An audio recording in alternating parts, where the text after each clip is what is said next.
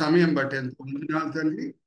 ఈ చక్కని వేదిక బట్టి ఎంతో వందనాలు. ఎంతో దూర దర్శనంతో తండ్రి ఇద్దరు బిషప్స్ కూడా, సింగం గారు అలాగే భాస్కర్ గారు, ఈ వేదికని మీ దగ్గర నుంచి పొందిన దర్శనం చేత స్థాపించటమే కాదు, ఎంతో కృషితో ప్రయాసంతో దాన్ని ముందుకు తీసుకొని వెళ్తున్నారు తండ్రి.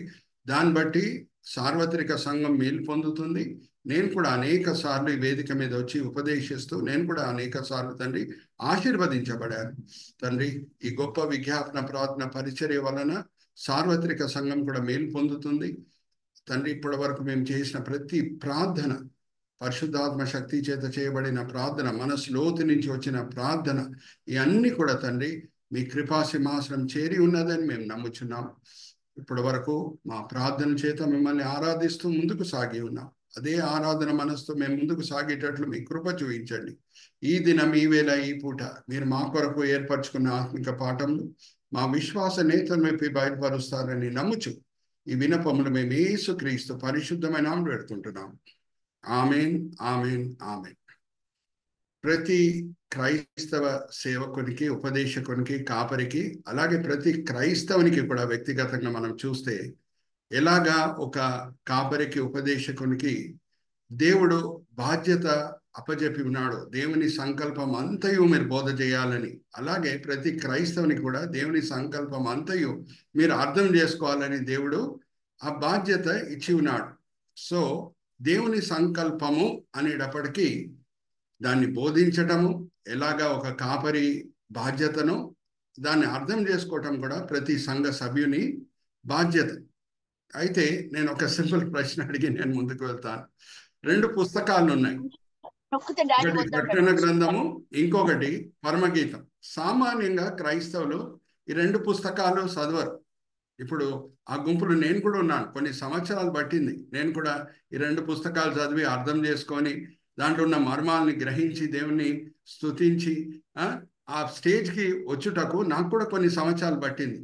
నేను అడిగే ప్రశ్న ఏంటంటే, ఏ సేవకుడన్నా పరమగీతం గురించి బోధించకుండా నేను దేవుని సంకల్పం అంతయు నా సంఘంకి బోధించానని చెప్పటకు వీలుందా అండి? అన్మ్యూట్ చేసుకొని చెప్పండి. సో దేవుని సంకల్పం అంతయు ఒక కాపరి బోధించాలి అనే సంఘంకి అని అంటే ఖచ్చితంగా పరమగీతం నుంచి ఏమేం పాఠములు ఉన్నాయో అవి తీసుకొని ఆయన బోధించాలి. అలాగే ప్రతి క్రైస్తవుడు దేవుడు ఇచ్చిన ఆయనకు బాధ్యత ఏంటంటే ఆది నుంచి ప్రకటన గ్రంథం వరకు చదువుటకు. సో ఈ పాఠ పుస్తకాల్లో యోగ గ్రంథం తర్వాత సామెతల కీర్తన గ్రంథం వస్తుంది, దాని తర్వాత సామెతల గ్రంథము, దాని తర్వాత ప్రసంగి, దాని తర్వాత చాలా మంది పరమగీతం చదవకుండా స్ట్రైట్ అవే ఇషయా గ్రంథంకి వెళ్ళిపోతూ ఉంటారు. సో దేవుని సంకల్పం అంతయు మీరు అర్థం చేసుకున్నారా అనే విషయం బట్టి సంఘ సభ్యులను అడిగితే పరమగీతం చదవకుండా ఉంటే వాళ్ళు దేవుని సంకల్పం అంతయు అర్థం చేసుకోవడానికి వీల్లేదు. సో ఒక ఉపదేశకునికి ఎంత బాధ్యత ఉందో పరమగీతం గురించి చెప్పుటకు, అలాగే ప్రతి సంఘ సభ్యునికి కూడా ఆ పుస్తకం చదివి అర్థం చేసుకున్నటకు అదే బాధ్యత ఉంది. ఎందుకంటే ఆ 119వ కీర్తన 18వ వచనం నేను ఇప్పుడు సహోదరు మా మనోహర్తో చదివిస్తున్నాను. ఈ ప్రార్థన చేసి ఒక కాపరి అన్నా, సేవకుడన్నా, ఒక సంఘ సభ్యుడన్నా లేఖనం చదివితే అప్పటి వరకు అర్థం కాని మర్మాలు కూడా దేవుడు మన ఆత్మ నేత్రములను విప్పి బయలుపరిచేటకు సిద్ధంగా ఉన్నాడు. హల్లెలూయా, ప్రైజ్ ది లార్డ్. 119వ కీర్తన 18వ వచనం చదివించండి మనోహర్ పాస్టర్ గారు. నేను నీ ధర్మశాస్త్రమునందు ఆశ్చర్యమైన సంగతులను చూచున్నట్లు నా కన్నులు తెరువుము. నా కన్నులు తెరువుము. ఈ ప్రార్థన చేసింది కీర్తనకారుడు. ఆయన ఏదో ఉపదేశకునిగా చేయట్లేదు, అలాగే ఒక సంఘ సభ్యునిగా చేయట్లేదు. నేను దేవుని వాక్యంలో అనేక విషయాలు తెలుసుకోవాలని ఆసక్తితో చేసిన ప్రార్థన. మనం ఇంకొక విషయం కూడా జ్ఞాపకం పెట్టుకోవాలి. ఆశ కలిగిన ప్రాణంని దేవుడు తృప్తిపరుస్తాడు. హల్లెలూయా, ప్రైజ్ ది లార్డ్. ఆయన స్వభావం ఎప్పుడు మారదు. నేను మార్పు లేని దేవుణ్ణి అని చెప్పి ఉన్నాడు. సో ఆశ కలిగిన ప్రాణంని దేవుడు తృప్తిపరుస్తాడంటే ఏ క్రైస్తవుడన్నా, ఆయన సేవకుడు అయి ఉండొచ్చు, ఆ సంఘ సభ్యుడు అయి ఉండొచ్చు, ఎప్పుడు ఈ ప్రార్థన చేసి పరమగీతం చదువుతాడో అనేక మర్మాలు దేవుడు ఆయన విశ్వాస నేతను విప్పి బయలుపరచుటకు సిద్ధంగా ఉన్నాడు. సో మనము పోయిన వారం ఇది స్టార్ట్ చేశామండి, పరమగీతము. ఆల్రెడీ 10 స్లైడ్స్ మనం కవర్ చేశాము. 11వ స్లైడ్ నుంచి నేను స్టార్ట్ చేస్తాను. ఆల్రెడీ నేను ఇంట్రొడక్షన్ అంతా కూడా ఇచ్చేశాను. ఎక్కడ ఈ సంఘటన జరిగింది, సొలొమోను రాజు షూలమైట్ని ఎక్కడ మీట్ అవుతున్నాడు అనేది పోయిన వారం కూడా నేను మీతో పంచుకున్నాను. కానీ ఇంకొకసారి గుర్తు చేసి నేను ముందుకు వెళ్తాను. ఇక్కడ చూడండి, ఆయన పరిపాలించేది ఇజ్రాయెల్ దేశంని యెరూషలేం నుంచి. ఆ యెరూషలేం మీద కూడా కర్సర్ పెట్టి మన చందు బ్రదర్ చూపిస్తారు చూడండి అక్కడ. అయితే రాజ్యం పరిపాలనతో కూడిన అనేక బాధ్యతల వలన ఏ రాజు అన్నా స్ట్రెస్డ్ అవుట్ అవుతాడు. ఆయనకి విశ్రాంతి అనేది అవసరం, రిలాక్సేషన్ అనేది అవసరం. ఎందుకంటే ఒక రాజ్యంని పరిపాలించడం సులభమైన పని కాదు. అయితే ఆయన ఒక బ్రేక్ తీసుకోవడానికి సొలొమోన్ రాజు ఒక మౌంటైన్ రిసార్ట్ ఆ కాలంలో హెర్మోన్ కొండ దగ్గర వెళ్తున్నాడు. అక్కడ చూడండి, హెర్మోన్ కొండ కూడా మనం మ్యాప్లో చూడవచ్చు. చందు బ్రదర్ కర్సర్ పెట్టి చూపించండి. హెర్మోన్ కొండ, అక్కడే యేసుక్రీస్తు ప్రభు వారు కూడా శిష్యులని ఆ హెర్మోన్ కొండ దగ్గర ఉన్న సిజేరియా ఫిలిపి పట్టణంకి మత్తయి సువార్త 16వ అధ్యాయంలో తీసుకొని వెళ్ళటం కూడా మనము గమనించవచ్చు. ఎందుకంటే అప్పటి వరకు ఈ పరిసయ్యులు, సదుకీలు, శాస్త్రులు నానా ఇబ్బందులు పెడుతున్నారు యేసుక్రీస్తు ప్రభు వారికి, శిష్యులకి. అందుకే మత్తయి సువార్త 16వ అధ్యాయంలో వాళ్ళకు ఒక బ్రేక్ ఇచ్చుటకు, వాళ్ళకి ఒక రిలాక్సింగ్ టైం ఇచ్చుటకు యేసుక్రీస్తు ప్రభు వారు కూడా మత్తయి సువార్త 16వ అధ్యాయంలో ఆ ప్రాంతంకే తీసుకొని వెళ్తున్నారు, సిజేరియా ఫిలిపి అనే ప్రాంతం. నేను ఇజ్రాయెల్ దేశము సంచరించి వచ్చాను కాబట్టి నేను అధికారంతో శక్తితో మాట్లాడవచ్చు.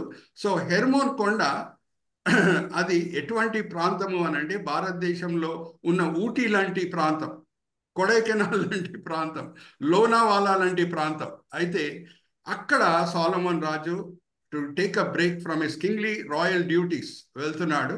అక్కడ ఈ షూలమైట్ స్త్రీని మీట్ అవుతున్నాడు. ఇంకా నేను ఇదైతే పోయిన వారం మీతో పంచుకున్నానండి. మన క్రైస్తవ బోధ ఎప్పుడు పరిపూర్ణమైన బోధగా అవుతుందంటే 3 సిద్ధాంతాలని కవర్ చేస్తేనే: జస్టిఫికేషన్, సాంక్టిఫికేషన్, గ్లోరిఫికేషన్. జస్టిఫికేషన్ అంటే యేసు చేత అంగీకరింపబడుట, ఆయన కుటుంబంలో చేర్చబడుట. సాంక్టిఫికేషన్ అంటే యేసు రూపంలో మార్చబడుట, మనలో స్వాతం అనేది జీరో అయిపోవుట, ఇంకా యేసు నామమే మహిమపరచబడాలని కోరుకుండుట. పరిపూర్ణమైన యేసు రూపంలో మార్చబడటం అంటే యేసు తండ్రి పట్ల ఎటువంటి విధేయత, ఎటువంటి సమర్పణ, ఎటువంటి తగ్గింపు కలిగి ఉన్నాడో అటువంటి తగ్గింపు మనం కలిగి ఉండుట. అదే సాంక్టిఫికేషన్, ప్రోగ్రెసివ్ సాంక్టిఫికేషన్. మూడవది గ్లోరిఫికేషన్. అదేంటంటే మనము ఒక దినం మన లోకయాత్రను ముగించుకొని పరలోకం చేరుట, ఆరు యేసుక్రీస్తు ప్రభువారు వచ్చి ఆరోహణం చేసి మనల్ని తీసుకొని వెళ్ళుట. ఈ 3 సిద్ధాంతాలు తప్పితే వేరే ఏ సిద్ధాంతాలు లేవు క్రైస్తవ విశ్వాసంలో. ఎలాగా మ్యూజికల్ నోట్స్ గురించి మనం చెప్తాము, సప్తస్వరాలని అంటాము, సారే గామా పాదా నీసా. ఏ పాట అన్నా మనం రచిస్తే ఈ 7 స్వరాలు చుట్టే తిరగాలి, ఆ 7 స్వరాలు దాటి వెళ్ళుటకు వీల్లేదు. అలాగే ఏ క్రైస్తవ బోధన్న ఈ 3 సిద్ధాంతాలు చుట్టే తిరగాలి: జస్టిఫికేషన్, సాంక్టిఫికేషన్ అండ్ గ్లోరిఫికేషన్. అయితే ఈ 3 సిద్ధాంతాలు ఈ పరమగీతంలో మనకి కనిపిస్తాయి అని నేను పోయిన వారం చెప్పాను. ఇప్పుడు ఇంకొక విషయం కూడా, యూదుల కనుదృష్టి నుంచి ఈ పుస్తకము ఎలాగుంది, వాళ్ళు ఎలాగ చూస్తారనేది చెప్పేసి ఈ 3 సిద్ధాంతాలకు నేను వస్తాను. Chandu brother, let's go to the next slide. యూదులు ఈ పుస్తకం ఎంత పవిత్రమైన పుస్తకంగా భావిస్తారో ఒకసారి దాంతో కూడిన స్లైడ్ నేను మీకు చూపిస్తానండి. Chandu brother, let's go to the next slide. Next slide brother. ఇదంతా కూడా ఒక పజిల్గా ఉంటుంది పరమగీతం. అందుకే నేను ఇటువంటి జిగ్సా పజిల్ పిక్చర్ నేను వాడాను. దీంతో కూడిన వాక్య భాగంలో ఏమేమి ఉన్నాయో అన్ని కూడా నేను చదివించి ఫుల్ పిక్చర్ మీ ముందు తీసుకొని వస్తాను. ఈ 3 సిద్ధాంతాలు ఈ పుస్తకంలో కనిపిస్తాయి అనే మాట నేను మీ ముందు తీసుకొని వస్తాను. Let's go to the next slide Chandu brother. ఇక్కడ చూడండి, యూదులు వాళ్ళ పవిత్రమైన పండుగ, చాలా ముఖ్యమైన పండుగ, పస్కా పండుగ దినం సామాన్యంగా ఏ సంవత్సరంలో మన ఇంగ్లీష్ క్రిస్టియన్ క్యాలెండర్ తీసుకుంటే April 17th ఆ టైంకి వస్తుంది. యూదుల క్యాలెండర్లో తీసుకుంటే ఆ దినంని నిసాన్ 14 అని అంటారు. ఏ యూదుల సమాజ మందిరంలన్నా ఆ దినం పస్కా పండుగ ఆచరించే సమయంలో వాళ్ళు చదివే పుస్తకము పరమగీతం. Hallelujah, praise the Lord. Brother Chandra, please point cursor at that. చూడండి, పస్కా పండుగ దినము సామాన్యంగా ఏప్రిల్ 17 అలాగా వాళ్ళు ఆచరిస్తారు. యూదుల క్యాలెండర్లో ఆ దినంని నిసాన్ 14 అని అంటారు. నిసాన్ వాళ్ళ 12 నెలల్లో మొదటి నెలని నిసాన్ అని అంటారు. మనం ఎలాగ జనవరి అని అంటాము, వాళ్ళు మొదటి నెల వాళ్ళ క్యాలెండర్లో ఉన్న నెలని నిసాన్ అని అంటారు. సో నిసాన్ 14కి అది సామాన్యంగా ఆచరించే పండుగ. సో ఆ దినము చూడండి, వేరే ఏ పుస్తకాలు వాళ్ళు చదవట్లేదు, కానీ పరమగీతం ఖచ్చితంగా చదువుతారు. అలాగే పెంతికోస్ పండుగ సమయంన వాళ్ళు చదివేది చూడండి, జూన్ 9th సుమారుగా వాళ్ళ పండుగ ఉంటుందండి. ఆ నెలని సివాన్ అని వాళ్ళ భాషలో అంటారు. సో ఆ సమయంలో వాళ్ళు చదివేది ఏంటంటే రూత్ రూత్ గ్రంథం వాళ్ళు చదువుతారు. దాని తర్వాత యెరూషలేం కూలిపోయిన దినం, అది కూడా వాళ్ళు జ్ఞాపకం చేసుకుంటారు. అటువంటి పొరపాట్లు, మా పితరులు చేసిన పొరపాట్లు మేము చేయకూడదు, వాళ్ళు అవిధేయులు అయ్యారు కాబట్టే కదా చెరకి వెళ్ళారు అని ఆ దినంని కూడా జ్ఞాపకం చేసుకొని ఆగస్ట్ 8th ఒక ఒక పుస్తకం వాళ్ళు తీసుకొని చదువుతారు. ఆ పుస్తకము లామెంటేషన్స్, అంటే తెలుగులో ఏమంటారు లామెంటేషన్స్ని? విలాప వాక్యం. My Telugu is good. దాని తర్వాత పర్ణశాల పండుగ, అది వాళ్ళు ఆచరించేది సెప్టెంబర్ 24th మన క్యాలెండర్లో. సామాన్యంగా వాళ్ళ క్యాలెండర్లో ఉన్న నెల పేరు తిష్రి, అది 15వ తారీఖు వస్తుంది. సో ఆ దినమున వాళ్ళు చదివేది పుస్తకం ఏంటంటే ప్రసంగి. ఇంకా చివర్లో పురిము పండుగ దినంన కూడా సమాజ మందిరంలో ఖచ్చితంగా ఈ పుస్తకమే చదవాలని వాళ్ళ పెద్దలు ఆజ్ఞాపించారు. ఆది సంఘంలో పేతురు, పౌలు వాళ్ళందరూ కూడా ఈ సమాజ మందిరంలోనే తర్బియత్ పొందారండి. సో ఆది సంఘంలో కూడా ఇటువంటి దినముల్లో వాళ్ళు ఖచ్చితంగా ఇదే పాటించుంటారని కూడా మనం నమ్మొచ్చు.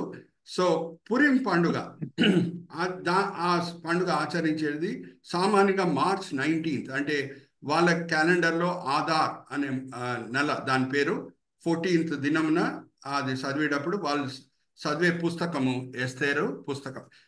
ఈ పండుగల్లో మాత్రం, వేరే పండుగల సమయంలో వేరే ఏదన్నా చదవచ్చేమో కానీ ఈ సందర్భాల్లో మాత్రం ఈ పుస్తకాలే చదవాలని వాళ్ళ పెద్దలు నిర్ణయించారు. సో ఒకసారి ఆలోచించండి, ఎంత ముఖ్యమైన సందర్భం పస్కా పండుగ అంటే. వాళ్ళు ఐగుప్తు దాసత్వం నుంచి విమోచించబడుతున్నారు. ఆ సమయంలో పరమగీతంని చదువుతున్నారు. దేవుడు మమ్మల్ని ఎంతగా ప్రేమించాడు అనే సత్యంని వాళ్ళు జ్ఞాపకం చేసుకుంటున్నారు. అంటే పరమగీతంకి వాళ్ళు ఇచ్చిన చోటేంటో మనం అర్థం చేసుకోవాలి. ఇంకా ఒక రాబీ ఏమన్నాడో అది కూడా నేను మీకు నెక్స్ట్ స్లైడ్లో చూపిస్తున్నాను. Let's go to the next slide brother. ఇక్కడ చూడండి, రాబీ అకీబా, ఆయన బతికి ఉండింది సంవత్సరము 50 AD to 135 AD. ఆయనే వాళ్ళ యూదుల బైబిల్ కామెంటరీ కూడా రాశాడు, దాని పేరు మిష్నా. ఆయన పరమగీతంని ఒక మాట వాడి వర్ణిస్తాడు. It is holy of holies అని అంటాడు. పరమగీతంని హోలీ ఆఫ్ హోలీస్ అని అంటాడు, అంటే అతి పరిశుద్ధ స్థలం. పోయిన వారం కూడా నేను మీతో పంచుకున్నానండి, మరీ చెప్తున్నాను. హీబ్రీ భాషలో అడ్జెక్టివ్స్ లేవు. మనము ఒక గొప్ప రాజుని వర్ణించాలంటే ఇంగ్లీష్లో గ్రేటెస్ట్ కింగ్ అని అంటాం, కానీ యూదులు అడ్జెక్టివ్ లేదు కాబట్టి కింగ్ ఆఫ్ కింగ్స్, రాజులకి రాజు అని ఆ మాట వాడతారు. అలాగే మనము మోస్ట్ హోలీ ప్లేస్ అని ఇంగ్లీష్లో, ఇక్కడ చూడండి ప్రత్యక్ష గుడారంలో ఆ కర్జర్ పెట్టి, నేను రెడ్ కర్జర్ కూడా పెట్టాను, చందు బ్రదర్ కూడా చూపిస్తున్నారు చూడండి. ఏ ప్రత్యక్ష గుడారంలన్నా మొదట్లో ఆవరణం ఉంటుంది.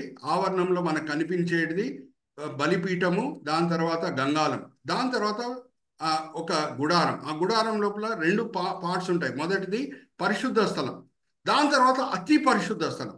పరిశుద్ధ స్థలంలో ఉండేది రొట్టెల బల్ల, దీపస్తంభము, అలాగే ధూప వేదిక. చూడండి చందు బ్రదర్ చక్కగా 3 ఐటమ్స్ మీద కూడా కర్సర్ పెట్టి చక్కగా చూపిస్తున్నారు. దాని తర్వాత వచ్చేది అతి పరిశుద్ధ స్థలం. అక్కడ నిబంధన మందసం ఉంటుంది, దేవుని సన్నిధియే ఉంటుంది అక్కడ. సో ఈ అన్ని పుస్తకాలు బహుశా ఆవరణంతో మనం పోల్చవచ్చు అని ఆ రాబీ అంటాడు, ఆర్ పరిశుద్ధ స్థలంతో మనం పోల్చవచ్చు అని అంటాడు. కానీ పరమగీతంని మాత్రము యూదులు అతి పరిశుద్ధ స్థలంతో వాళ్ళు పోలుస్తున్నారు. అది ఆల్ విత్ మీ. సో మరీ చెప్తున్నాను, వేరే పుస్తకాలన్నీ కూడా ముఖ్యమే, కానీ మేము దాన్ని ఆవరణంతో పోలుస్తాము, పరిశుద్ధ స్థలంతో పోలుస్తాం. కానీ పరమగీతంకి మాత్రం మేము ఇచ్చే చోటు ఏంటంటే అతి పరిశుద్ధ స్థలంకి సమానమైన పుస్తకం అని యూదులు దాన్ని భావిస్తున్నారు. అయితే అతి పరిశుద్ధ స్థలము ఎలాగా ప్రత్యక్ష గుడారంలో ఉందో అలాగే ఆలయం లోపల కూడా ఎక్కడ ఉందో అది కూడా నేను మీకు చూపిస్తాను. సొలొమోను కట్టిన ఆలయంలో కూడా మనకి ఇదే 3 భాగములు కనిపిస్తాయి. ఆవరణం కనిపిస్తుంది, పరిశుద్ధ స్థలం కనిపిస్తుంది, అతి పరిశుద్ధ స్థలం కనిపిస్తుంది. Let's go to the next slide brother. ఇక్కడ చూడండి, సొలొమోను ఆలయంలో కూడా మనకి ఆవరణం కనిపిస్తుంది, అక్కడ కూడా బలిపీఠం కనిపిస్తుంది, అక్కడ కూడా గంగాళం కనిపిస్తుంది. మనకి ఎంతో చక్కగా చందు బ్రదర్ బలిపీఠం మీద కర్సర్ పెట్టి చూపిస్తున్నారు. ఇతడి బలిపీఠం బ్రదర్, ఆవరణం అది గంగాళము, ఇతడి బలిపీఠం. Very good, thank you brother. దాని తర్వాత పరిశుద్ధ స్థలము. పరిశుద్ధ స్థలంలో మరి ఆ 3 ఫర్నిచర్ మనకు కనిపిస్తుంది. రొట్టెల బల్ల, దీపస్తంభము, తర్వాత ధూప వేదిక, ఇంకా అతి పరిశుద్ధ స్థలం చూడండి, అక్కడ కూడా కర్సర్ పెట్టి చూపిస్తున్నారు చూడండి మన చందు బ్రదరు. అక్కడ నిబంధన మందసము ఉండేది. సో సొలొమోను ఆలయం కూడా ఎలాగ కట్టబడిందంటే ప్రత్యక్ష గుడారము ఎలాగా మోషే చేత స్థాపింపబడిందో నిర్మించబడిందో అలాగే సొలొమోను కూడా కట్టాడు. ఏమనంటే ఇది ఇంకా పెద్దది, అంతే సైజులో పెద్దది. కానీ సొలొమోను ఆలయంలో కూడా ఎలాగా ప్రత్యక్ష గుడారంలో ఆవరణం ఉండిందో ఇక్కడ కూడా ఆవరణం ఉంటుంది. ఎలాగ ప్రత్యక్ష గుడారంలో పరిశుద్ధ స్థలం ఉండిందో అలాగే పరిశుద్ధ స్థలం కూడా ఉంటుంది.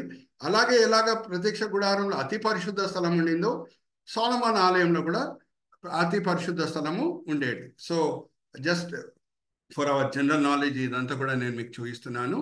ఇప్పుడు let's go to some of the beautiful statements about love. ప్రేమ గురించి కొన్ని చక్కని మాటలు ఏంటి పరమగీతంలో మనం చూడొచ్చో అది మనం చూద్దాం. ఎందుకు యూదులు దీన్ని ఇంత పవిత్రమైన పుస్తకంగా భావిస్తున్నారు? అది చదివించే ముందు దేవునిలో ఉన్న ఒక ప్రత్యేకమైన గుణం ఏంటో నేను మరి సహోదరుడు మనోహర్తో చదివిస్తున్నాను. నిర్గమకాండం 20వ అధ్యాయము 4-5 వచనాలు. నిర్గమకాండం 20వ అధ్యాయము 4-5 వచనాలు. ఇది ఇంగ్లీష్లో కూడా, ఎవరన్నా ఇంగ్లీష్లో కూడా ఒకరు సిద్ధంగా ఉండండి. మనోహర్ గారు అయితే తెలుగులో చదివి వినిపిస్తారు. పైన ఆకాశం అందే గాని క్రింది భూమి అందే గాని భూమి క్రింద నీళ్ల అందే గాని ఉండు దేని రూపమునైనను విగ్రహమునైనను నీవు చేసుకొనకూడదు, వాటికి సాగిల పడకూడదు, వాటిని పూజింపకూడదు. ఏలయనగా నీ దేవుడినైన యెహోవానగు నేను మోసము గల దేవుడను. నన్ను ద్వేషించు వారి విషయములో 3-4 తరముల వరకు తండ్రుల దోషమును కుమారుల మీదకి రప్పించుచు నన్ను ప్రేమించి నా ఆజ్ఞలు గైకొని వారిని 1000 తరముల వరకు ఉన్నాను. రోషం కలిగిన దేవుడు అనే మాటకి యాక్చువల్లీ కింగ్ జేమ్స్ వర్షన్ ఏముందో డానియల్ గారు తీసినట్టున్నారు. ఒకసారి తీద్దామా?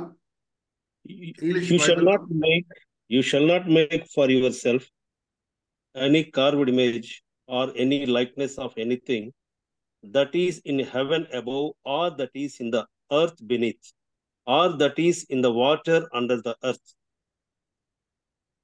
Continue. You shall not bow down to them nor serve them, for I, the Lord your God, am a jealous God. I'm a jealous God. రోషం కలిగిన దేవుడు అనే తెలుగులో ఉంది, కానీ ఐఎమ్ అ జెలస్ గాడ్ అనే మాట ఇంగ్లీష్లో ఉంది. That is the closest to the Hebrew translation.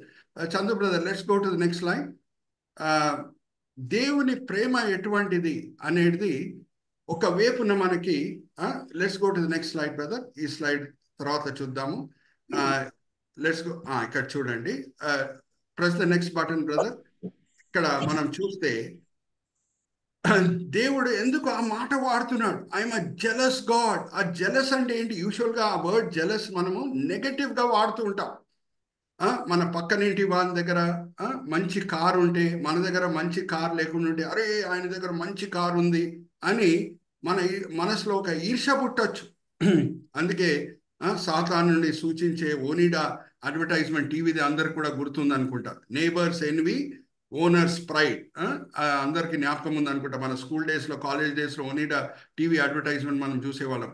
Neighbours envy owner's pride. మా ఈ దగ్గర ఉంటే ఓనిడా టీవీ, మీ పొరుగు వాళ్ళు కూడా దాన్ని చూసి వాళ్ళ మనసులో ఈర్షపడుతుందంట. అంత మంచి టీవీ అంట ఓనిడా టీవీ. కానీ ఇక్కడ ఈ word of why this word jealous is used. ఒక్కసారి మరి ఇంగ్లీష్లోనే మరి డానియల్ గారి సహాయం నేను తీసుకుంటాను. 8వ అధ్యాయం 6వ వచనం చదవండి. పరమగీతంలో 8వ అధ్యాయం 6వ వచనం. ఇక్కడ కూడా అదే వర్డ్ జెలసీ అనే మాట వాడబడింది. Set me as a seal upon your heart, as a seal upon your arm, for love is as strong as death, jealously as cruel as the grave. Its flames are flames of fire, a most vehement flame. Thank you, brother, for immediate help in English. So, ఆ jealousy, ప్రేమని ఎందుకు ఆ word ప్రేమని వర్ణించే టైంలో ఎందుకు ఆ word jealousy వస్తుంది? ఇక్కడ జెలసీ అర్థం ఏంటి? లోతులో మనం వెళ్ళాలి. అదేంటంటే దేవుడు దేన్ని బట్టి జెలస్ ఫీల్ అవుతాడు అని అంటే, ఇజ్రాయేలీలకి దేవుడు అన్నీ ఇచ్చినప్పుడు, ఈ లోకంలో చిన్న పరలోకమే ఇచ్చినప్పుడు, పాలు తేను ప్రవహించే దేశం ఇచ్చినప్పుడు, ఆయనను పూజించకుండా, ఆయనకి మొదటి స్థానం ఇవ్వకుండా వాళ్ళ జీవితంలో, వాళ్ళ హృదయంలో విగ్రహాలు వైపు వెళ్తే అది జెలసీ. అరే, నేను అన్నీ ఇస్తున్నాను, అయినా సరే వీళ్ళు విగ్రహాల వెనకాల వెళ్తున్నారేంటి? ఇదే మాటలు మనకు హోసియా గ్రంథంలో కూడా కనిపిస్తుంది. ఒక భర్త అన్నీ భార్యకి ఇచ్చినప్పుడు, సమృద్ధిగా ఇచ్చినప్పుడు, ఆయన ఇంకొక పురుషుడు వెనకాల పరిగెత్తితే ఆ భార్య ఏం కలుగుతుంది అని అంటే, దిస్ ఇస్ హోలీ జెలసీ. అరే, నేను ఏం తక్కువ ఇస్తున్నాను అనే ఫీలింగ్ వస్తుంది. సో ప్రేమలో ఇటువంటి పొసెసివ్నెస్ ఉండటము చాలా పవిత్రమైనది అని పరమగీతము సెలవిస్తున్నది. అందుకే ఆ వర్డ్స్ మనం పరమగీతంలో చదువుతున్నాం. ఆ నిర్గమాకాండం తర్వాత నెక్స్ట్ మనకి ఇక్కడ తర్వాత హోసియా గ్రంథంలో కనిపిస్తుంది. ఏమనంటే, ఈ ప్రేమలో మనకు ఒక జెలసీ కనిపిస్తుంది. ఎటువంటి జెలసీ అని అంటే, this is holy jealousy. Are you all understanding? So దేవుని మనసులో కూడా అది ఉంటుంది. ఆయన అన్నీ మనకి ఇచ్చినప్పుడు ఆయన వైపు చూడకుండా మనం వేరే వైపు చూస్తే, మన అవసరతలను పూర్తి చేసే విషయంలో వేరే వైపు ఎక్కడన్నా చూస్తే ఆయనకు కూడా అదే జెలసీ కలుగుతుంది. Are you all with me? So these words which are there in Exodus is once again reflected in Song of Songs. That is why the Jews treat this book as such a holy book. Next, Brother Chandu, let's go to the previous slide. Previous slide lo kuda manam chuste chaala mandi ఏమనుకుంటారంటే, bank బ్యాలెన్సే అన్నిటికంటే ముఖ్యమైనది, bank బ్యాలెన్స్కి మించింది వేరే ఏది లేదు, ఆస్తి అన్నిటికంటే ముఖ్యమైనది అని చాలామంది భావిస్తూ ఉంటారు. కానీ ప్రేమ ఎటువంటిది అనేది పరమగీతము వర్ణిస్తున్నది. ఒక్కసారి ఇది తెలుగులో మనం చదివేయవచ్చు. 8వ అధ్యాయం 7వ వచనం చదవండి మనోహర్ పాస్టర్ గారు. 8వ అధ్యాయం 7వ వచనం. సరే,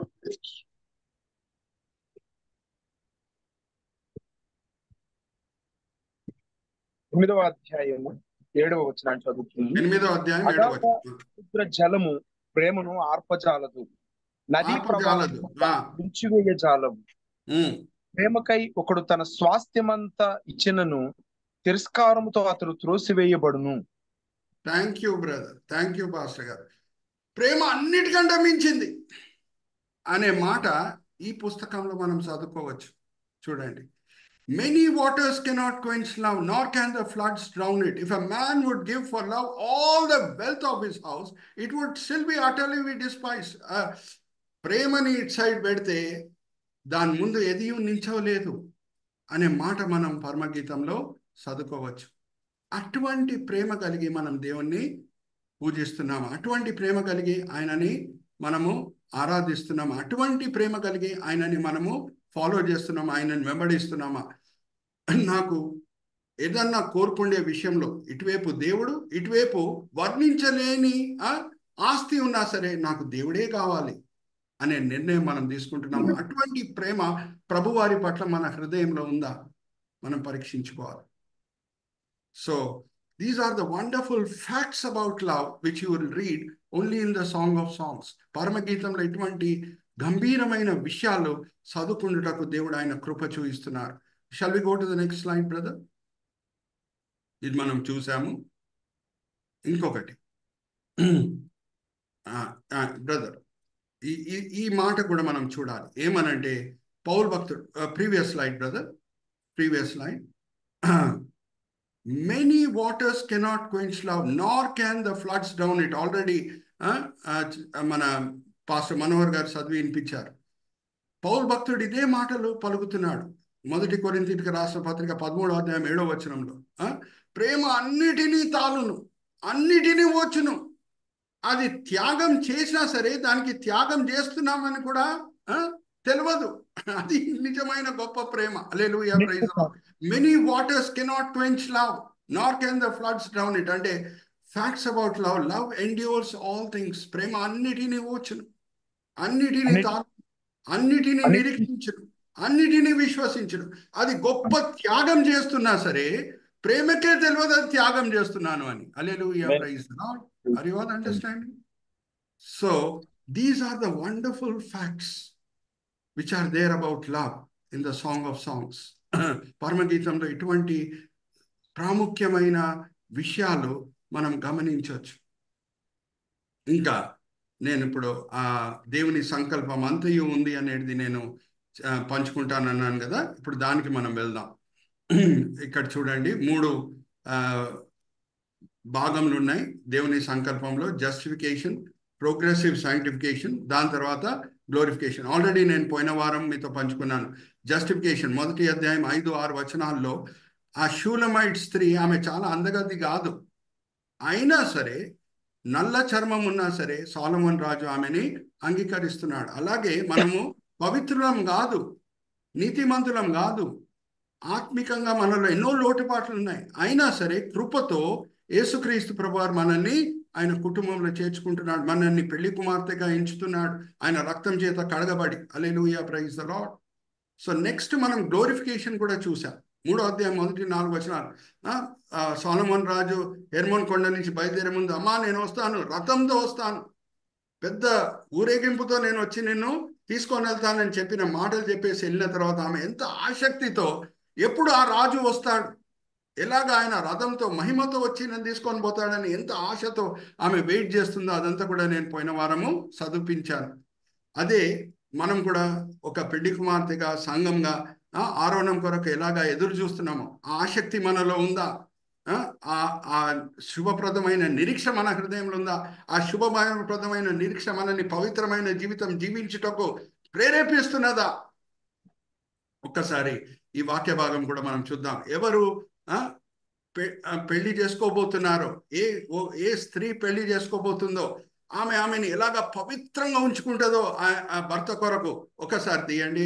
మనోహర్ పాస్టర్ గారు 2 కొరింథీయులకు రాసిన పత్రిక 11వ అధ్యాయము 3-4 వచనాలు మనం చదువుకుందామా? ప్రతి పురుషునికి శిరస్సు క్రీస్తనియు, స్త్రీకి శిరస్సు పురుషుడనియు, క్రీస్తులకు శిరస్సు దేవుడనియు మీరు తెలుసుకొనవలని కోరుచున్నాను.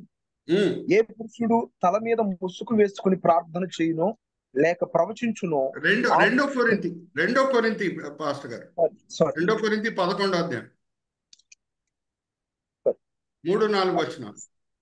సర్పము తన కుయుక్తి చేత హవ్వను మోసపరిచినట్లు మీ మనస్సులను చెరపబడి క్రీస్తు ఎడలనున్న సరళత నుండి పవిత్రత నుండి ఎట్లయినను తొలగిపోవునేమో అని భయపడుచున్నాను.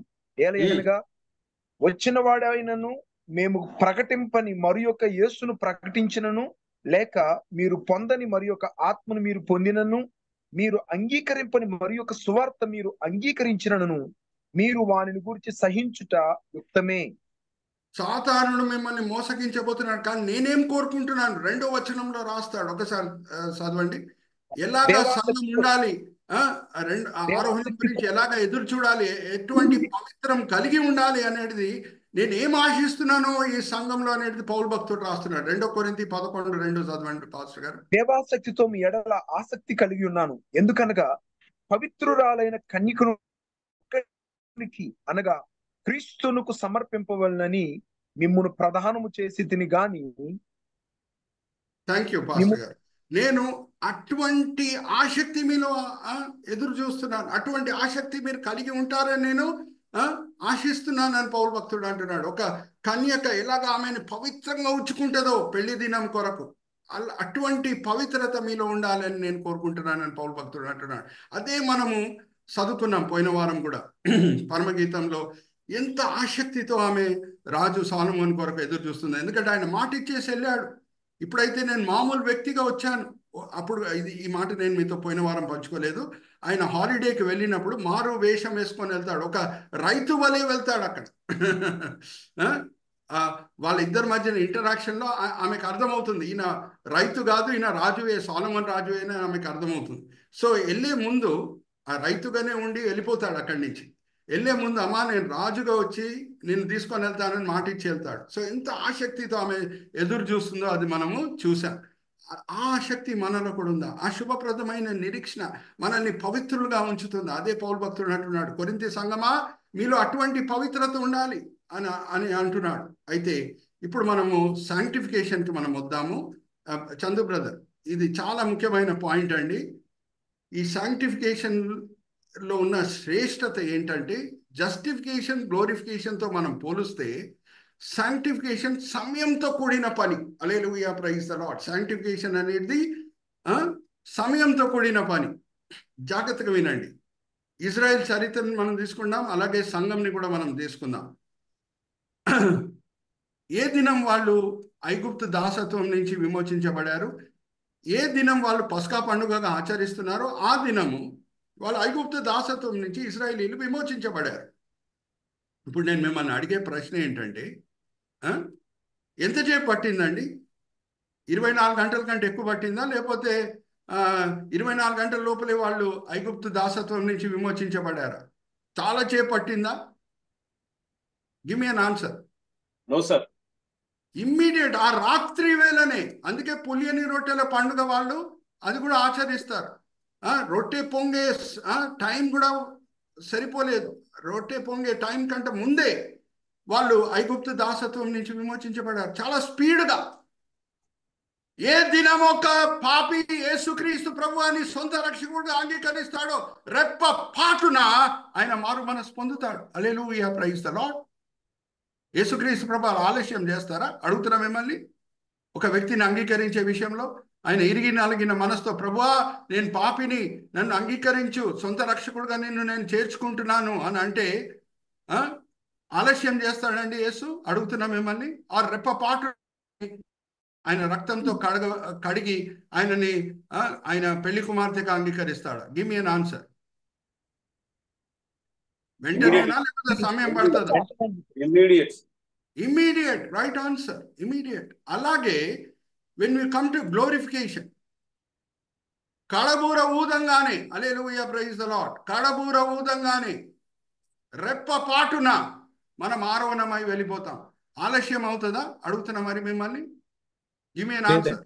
లేదు. అలాగే ఇజ్రాయేలీలు యోర్దాన్ నది పటమర వైపు నుంచి ఎప్పుడు యోర్దాన్ నది పాయలైపోయిందో కానాన్ దేశం లోపల వెంటనే లోపల వెళ్ళిపోయారు. Are you all understanding? ఎక్కడున్నాయి వాళ్ళ గుడారాలన్నీ కూడా? యోర్దాన్ నది పటమర వైపు ఉంది. కానాన్ దేశం ఎక్కడుంది? యోర్దాన్ నది వాళ్ళ గుడారాలన్నీ ఎక్కడున్నాయి ఇజ్రాయేలీలది? యోర్దాన్ నది తూర్పు వైపు ఉండింది. ఆ యోర్దాన్ నది పాయలవగానే ఆ దినమే వాళ్ళు కానాన్ దేశం లోపల అడుగు పెట్టేశారు. వెంటనే యోర్దాన్ నది పాయలవటము, వాళ్ళు లోపల వెళ్ళిపోవటము చాలాసేపు కలగలేదు. కానీ జాగ్రత్తగా వినండి, అది వాళ్ళ గ్లోరిఫికేషన్. మన గ్లోరిఫికేషన్ వచ్చి ర్యాప్చర్. వాళ్ళు మనిషి రొట్టె వలన కాదు కానీ దేవుని నోటి నుంచి వచ్చే ప్రతి మాట చేతనే జీవిస్తాడనే సత్యము ఎన్ని సంవత్సరాలు పట్టింది వాళ్ళకి అర్థం చేసుకోవడానికి? ఆ గొప్ప సత్యము అండర్స్టాండ్ చేసుకోవటము, అమలు పరచటము, ఆ ఆత్మిక ఎదుగుదల వాళ్ళలో రావడానికి 40 సంవత్సరములు పట్టింది. ఎన్ని సంవత్సరములు పట్టింది? 40 సంవత్సరములు పట్టింది. ఆర్ యు ఆల్ విత్ మీ? ఎక్కడన్నా మీరు చూడండి, ఇశ్రాయేల్ చరిత్ర అన్నా, క్రైస్తవులన్నా, సంఘ చరిత్ర అన్నా, జస్టిఫికేషన్ స్పీడ్గా జరుగుతుంది, గ్లోరిఫికేషన్ స్పీడ్గా జరుగుతుంది, కానీ సాంక్టిఫికేషన్కి సమయం అనేది పడుతుంది. మనం అందరం కూడా మారు మనసు పొందాం. ఇప్పుడు నేను సూటిగా ఒక ప్రశ్న అడుగుతున్నాను, మనం అందరం కూడా ఒక దినం మారు మనసు పొందాం యేసుక్రీస్తు ప్రభువుని సొంత రక్షకుడిగా అంగీకరించినప్పుడు. మనం ఎవరైనా చెప్పగలుగుతామా యేసు రూపంలో మార్చబడేశాము అని? Can any one of us tell I'm completely changed into Christ like image అని?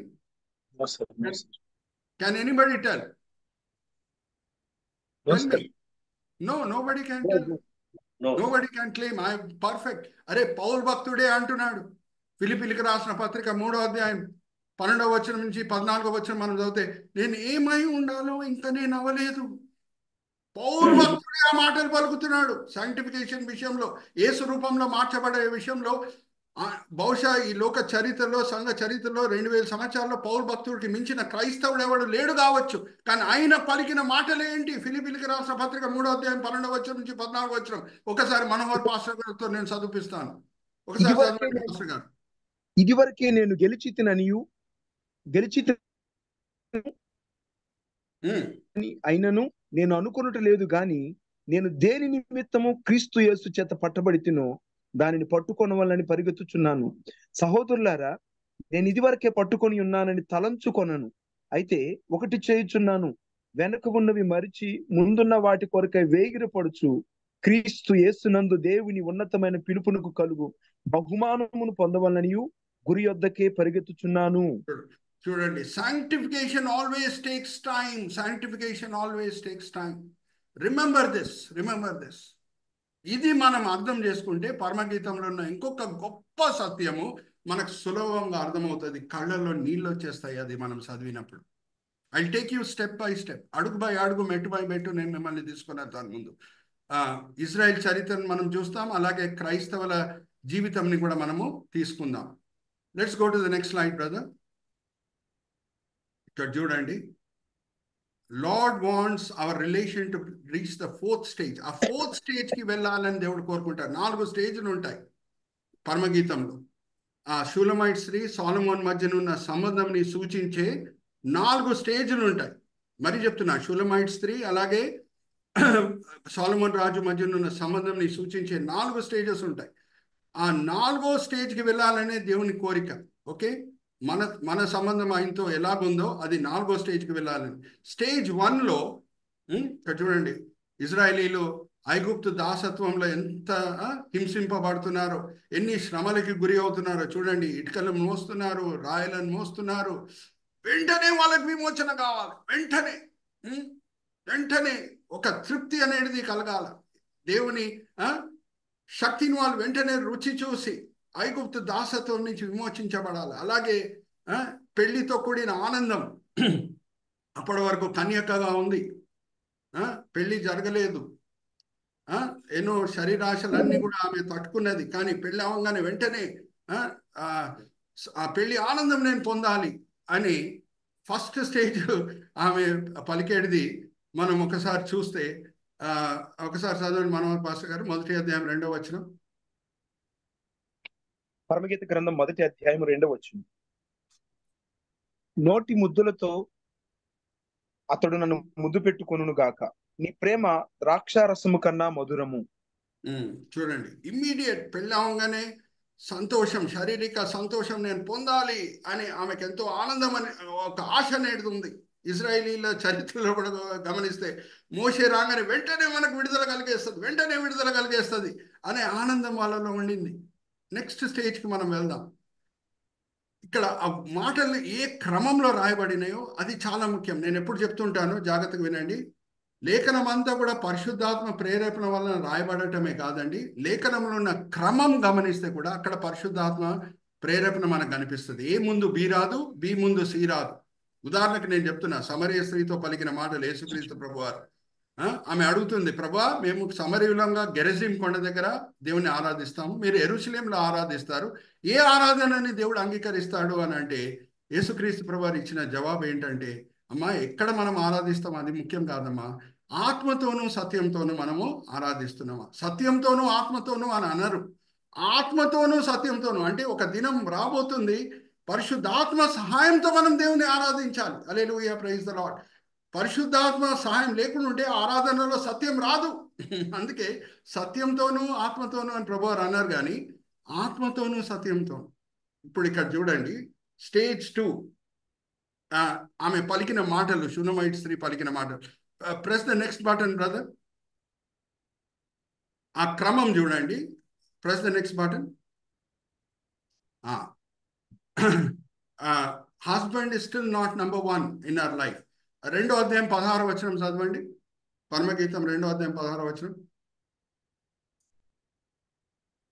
నా ప్రియుడు నావాడు, నా ప్రియుడు నావాడు, నేను అతని దానును.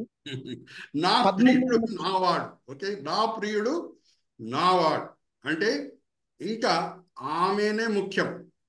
నా ప్రియుడు నావాడు ఫస్ట్. ఆమె అటువంటి ఆ క్రమంలో మాట్లాడుతుంది చూడండి. నా ప్రియుడు నావాడు.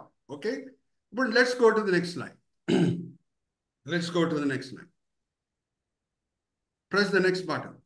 ఇప్పుడు యూదులు విమోచించబడారు, హ్యాపీగా నడుస్తున్నారు. ఎర్ర సముద్రం పాయలైంది. అక్కడ నిర్గమకాండం మనము 13వ అధ్యాయం 14వ అధ్యాయం చదివితే స్తుతి పాటలు పాడుతున్నారు.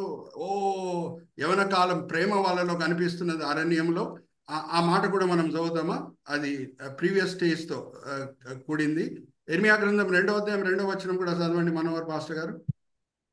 ఇర్మియా గ్రంథం 2వ అధ్యాయం 2వ వచనం. అక్కడ చూడండి, హనీమూన్ లో ఉన్నట్టు ఉన్నది వాళ్ళకి, ఇజ్రాయేలీలకి. ఎర్ర సముద్రం పాయలైంది, మిరియం కూడా నాట్యం చేస్తున్నది, అందరు స్తుతి పాటలు పాడుతున్నారు. 2వ అధ్యాయం 2వ వచనం ఇర్మియా గ్రంథం. నీవు వెళ్ళి యెరూషలేము నివాసుల చెవులలో ఈ సమాచారము ప్రకటింపుము. యెహోవా సెలవిచ్చినదేమనగా, నీవు అరణ్యములోను విత్తనములు వేయదగని దేశములోను నన్ను వెంబడించుచు నీ యవన కాలములో నీవు చూపిన అనురాగమును. అనురాగం ఎర్ర సముద్రం పాయలైంది. మరీ చెప్తున్నా, నిర్గమకాండం అందరికి హోంవర్క్ 13, 14, 15 చదవండి. మిరియం కూడా నాట్యం చేస్తుంది, పాటలు పాడుతున్నారు, ప్రేమ పొర్లుతున్నది వాళ్ళ మనసులో దేవుని పట్ల. అంతా బాగానే ఉంది. నా ప్రియుడు నావాడు. ఇంకా ఆజ్ఞలు ఏంటో వాళ్ళు వినలేదు. దేవుని పట్ల ఎటువంటి క్రమశిక్షణతో కూడిన జీవితం జీవించాలో ఇంకా వాళ్ళు సినై కొండకు వాళ్ళు రాలేదు. ఎర్ర సముద్రం పాయలైనప్పుడు, అరణ్య మార్గంలో ఉన్నప్పుడు ఇంకా సినై కొండకు వాళ్ళు రాలేదు. అద్భుతాలే చూశారు. ఎటువంటి క్రమశిక్షణ దేవుడు వాళ్ళ పట్ల ఆశిస్తున్నాడో వాళ్ళకి తెలియదు. ఎటువంటి పవిత్రమైన జీవితం దేవుని పట్ల వాళ్ళు జీవించాలో ఇంకా వాళ్ళకి తెలియదు. సినై కొండకు వాళ్ళు రాలేదు. దాని తర్వాత సినై కొండకు వాళ్ళు వస్తున్నారు. అక్కడ దేవుని ఆజ్ఞలు ఏంటో వాళ్ళు వింటున్నారు. ఇక్కడ చూడండి, భర్త గారు కూడా చెప్తున్నారు, అమ్మా చాలా ప్రేమపూర్వకంగా ఉన్నావు, కానీ నువ్వు ఇలాగా బ్రేక్ఫాస్ట్ చేస్తే బాగుంటుందమ్మా. ఇదంతా కూడా స్లైడ్స్ చందు బ్రదర్ మనకి గ్రూప్ వాట్సాప్లో కూడా పెడతారు. ఇక్కడ చూడండి, భర్త గారు చెప్పే మాటలు అన్నీ కూడా భార్యకి, అమ్మా మన పెళ్ళయింది, అంత ప్రేమ అంతా కూడా బాగానే చూపిస్తున్నావు, కానీ ఇవన్నీ కూడా నేను ఆశిస్తున్నాను. ఇదంతా కూడా you need to be more prompt when leaving the house. I noticed you did not have the house picked up when I arrived home from work yesterday. Do iron my shirts with more starch. This flimsy collars just won't do. Chudandi. Yes, dear. Absolutely. I'm so sorry, dear. I'll be better next time. Of course, dear. Whatever will make you happy. But chudandi. మూడో stage, Sinai కొండ దగ్గర వచ్చినప్పుడు దేవుడు బయలుపరుస్తున్నాడు ఆయన ఆజ్ఞలు ఏంటో, వాళ్ళు ఎటువంటి పవిత్రమైన జీవితం కలిగి ఉండాలో, ఎటువంటి క్రమశిక్షణతో కూడిన జీవితము వాళ్ళు జీవించి దేవుని పట్ల ఉన్న ప్రేమ చూపించాలో. ఇప్పుడు చూడండి, మొదటి సెకండ్ స్టేజ్లో మనం ఏం చేసే ఏ మాటలు చదివాం? నా ప్రియుడు నావాడు, అలాగుంది మాటలు. ఇప్పుడు 6వ అధ్యాయం 3వ వచనం చదువుదామా?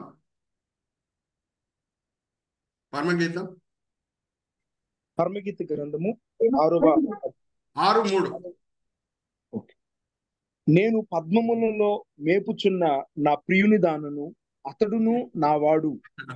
నేను ప్రియుదానని. Hallelujah, praise the Lord. I belong to him. Look at the stark difference in her attitude. వాడు నావాడు, నా సొత్తు అని చెప్పే బదులు ఇప్పుడు మెచ్యూరిటీ చూడండి, ప్రోగ్రెస్ చూడండి, ఎదుగుదల చూడండి, సైంటిఫికేషన్ చూడండి. 6వ అధ్యాయం 3వ వచనం మొదట్లో రాయబడిందా? 2వ అధ్యాయం 4వ వచనం మొదట్లో రాయబడిందా? 6వ అధ్యాయం 3వ వచనం. నేను ఆయన దానిని, ఆయనకి హక్కు ఉంది నా మీద ఎక్కువగా. ఆయన నా వాడు, నా సొత్తు అని చెప్పట్లేదు. నేను ఆయన దానిని, ఆయన సొత్తు అయి ఉన్నాను. ఆయన ఎలాగ ఆశిస్తాడో నేను అలాగుంటాను. Hallelujah, praise the Lord. Look at the amazing progress. Stage 1 to stage 2, stage 2 to stage 3. ఇప్పుడు చివరిగా ఇజ్రాయేలీలు ఈ పరీక్ష కూడా పాస్ అయ్యారు. అమ్మా, ఈదెన్ తోటలన్న జాగ్రత్తగా వినండి. మనం అందరము రోటీ కపడా ఓర్ మకాన్ గురించి ఏమని అంటామంటే బేసిక్ నెసెసిటీస్ ఆఫ్ లైఫ్ అని అంటాం, అవునా? రోటీ కపడా ఓర్ మకాన్. కానీ ఒకటి జ్ఞాపకం పెట్టుకోవాలి, ఈదెన్ తోటలో రోటీ ఎంత ముఖ్యమైనది మనకి అర్థమవుతుంది. ఎందుకంటే ఈదెన్ తోటలో మకాన్ లేదు, ఇంకా వస్త్రం కూడా లేదు. రోటీ కపడా లేదు, మకాన్ లేదు. కానీ ఈదెన్ తోటలో కూడా రోటీ అవసరం పడింది. సో రోటీ ఎంత ముఖ్యమైనదో, ఆహారం ఎంత ముఖ్యమైనదో మనకు అర్థమవుతుంది. కానీ ఇజ్రాయేలీల చరిత్రలో అరణ్య ప్రయాణంలో ధర్మశాస్త్రంని పాటిస్తూ పవిత్రమైన జీవితం జీవిస్తూ దేవుని క్రమశిక్షణ ప్రకారంగా జీవిస్తూ ఆ స్టేజ్ కూడా వచ్చారు. ద్వితోపదేశకాండం 8వ అధ్యాయం 3వ వచనం, మనిషి రొట్టె వలన కాదు కానీ దేవుని నోటి నుంచి వచ్చే ప్రతి మాట చేత మేము జీవిస్తామని. Hallelujah, praise the Lord. That is the 4th stage. ఆమె ఏమంటుందంటే, ఒకసారి చదువుదామా? మొదట్లో ఆ ప్రియుడు నావాడు, దాని తర్వాత నేను ప్రియుదాన్ని. ఇంకా ఈ 4వ స్టేజ్కి వచ్చినప్పుడు ఆయన ప్రేమ ఉంటే చాలు, ఆయన ప్రేమను నేను రుచి చూస్తే చాలు. ఆయన దగ్గర నుంచి నేను ఏమీ ఆశించట్లేదు, ఆయన ప్రేమను రుచి చూస్తే చాలు. ఒకసారి చదువుదామా? 7వ అధ్యాయం 10వ వచనం. నేను నా ప్రియుని దానును, అతడు నా యందు ఆశాబద్ధుడు. నేను ప్రియుదానుని. ఇంకా డానియల్ బ్రదర్ ఒకసారి ఇంగ్లీష్ లో కూడా మనం చదువుదామా? 7వ అధ్యాయం 10వ వచనం. Okay sir. పరమగీతం 7వ అధ్యాయం 10వ వచనం.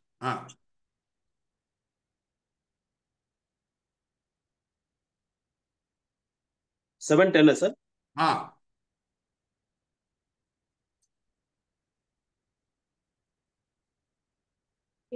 సార్ నేను చదివేదా?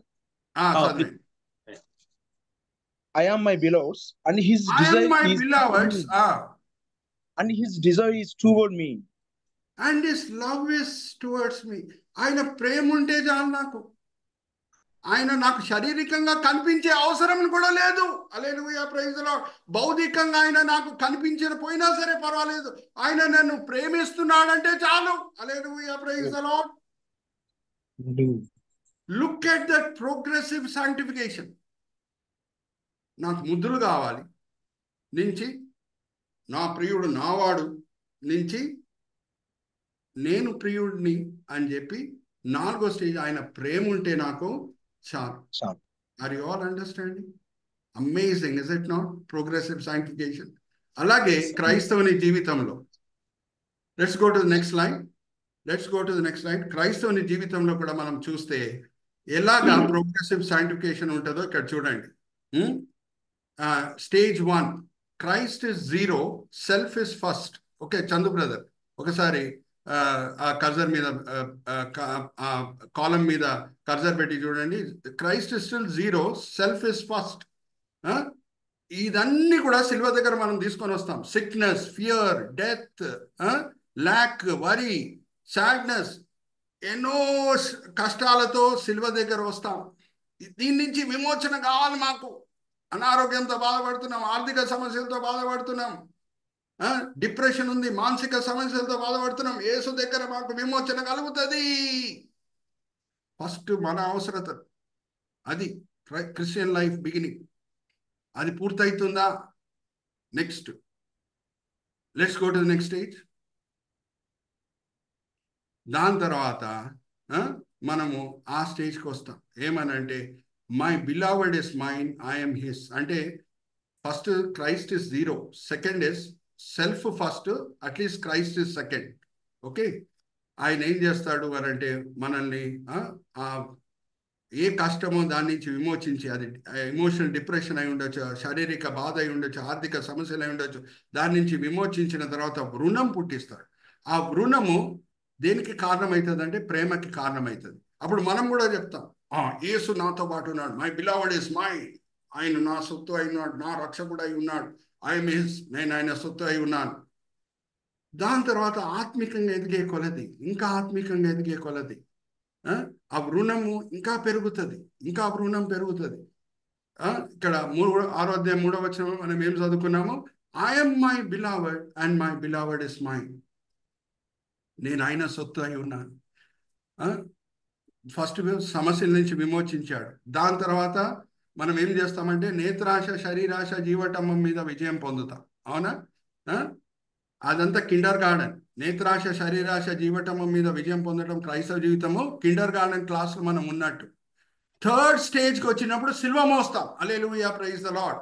నేత్రాశ, శరీరాశ, జీవటమ్మం మీద విజయం పొందడం కొంచెం సులభమే, కానీ అన్యాయంకి గురి అవుట, అబద్ధాలకి గురి అవుట,